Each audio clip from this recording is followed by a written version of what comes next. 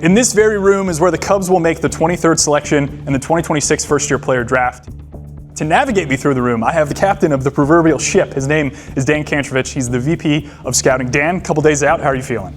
Thanks, Lance. We're feeling good. I think there's still a lot of work to be done, but we're still working through signability calls with agents. We're still getting some last looks at players from scouts. We're knee-deep in meetings with Jed and Carter and the rest of the front office, and getting a lot of opinions from our research and development group. But I think we're right on track right now. I love it. So the physical room is cool because I don't feel like in baseball we do the best job of showing people various nameplates and things going on. I feel like we're so used to seeing it in the NFL draft with the calls and everything.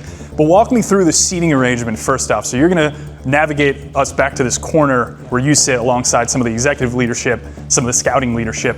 Talk to me about your seat and how important it is to have people around you like Carter and Jed. There is kind of a rhyme and reason for the seating setup here. I think on day one, which is rounds 1 through 4, you go in with kind of almost a script, not as much reacting to sort of what's going on and to sort of changes in player signabilities and things like that as there typically are on day 2. So the way that we configure the room for day 1 is by region, actually. So we'll have, like, for example, our Southeast region scouts there, our Northeast region scouts there. Just each region has its own table, so that we kind of have an easy conduit if we need quick information. But a lot of it's kind of just waiting for things to unfold on day 1.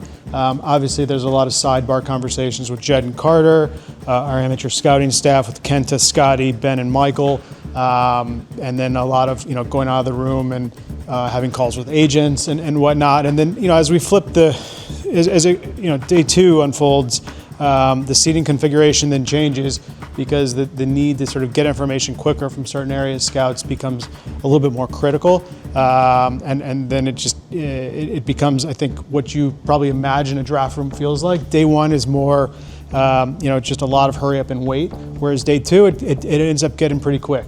Day 1 during the draft, that phone I imagine is ringing a ton. What are you doing when you're actually on the clock?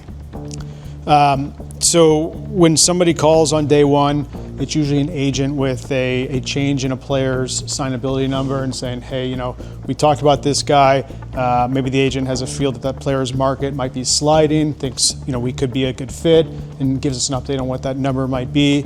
We compare that to where we value him in our system, and then if it lines up, then we might have some discussions. But it's usually pretty quick. It's not something we're making a lot of decisions in the moment. We have it pretty well set up on our computer where we know, 1, our estimate of when a player is going to be available through which rounds, which picks, 2, his signability number, and then 3, our valuation of the player. And once you have those 3 things, all you need to know is what the player will sign for, and then you have a pretty good idea of where he's going to fall on our board. So the board, that is something that I thought was maybe digital in today's day and age, but you're telling me it's still physical. I love that. Well, partially. So I think the physical board is sort of an ode to the old days of scouting, where you'd actually have like a magnet board and have 800 magnets. And that's actually after we draft the players. So all the future Chicago Cubs, thanks to Michael and our team, will end up having have their own magnet up here. Got it. So your picks go up here then. So our picks go up here. Got it. But our actual board of how we're lining up the available players, that's all digital. We're pretty careful about keeping our board as tight as possible. So we're not really putting our draft board up on any of these screens. That stays local to our computer. So do you take the physical name and put it up there? Like when you guys selected a Matt Shaw up there, is he going up there? Yeah, one of us from the amateur group will do that. And if you look in our offices, we keep those, and our guys, I think Scotty has that in his office of each of our last first round picks. So we definitely keep track of those, and it's a source of pride for all of us. Most important question: where does the food go? What are you guys eating during this? Yeah, so you can easily let things speed up on you and forget to eat, and it's important that we remind ourselves to go out there and grab some food real quick. There's usually kind of a buffet line right out there for all the scouts, and it's kind of a tradition, which on certain days we've got maybe a chicken parm, our Italian food. On certain days we've got the Mexican food. So we have that pretty much down to a T. So we're not stressed out about what's for dinner that night. I love it, Dan. This was a great walkthrough. Thanks a ton. Best of luck in the coming draft, and we appreciate your time as always. Appreciate it. Yeah, thank you.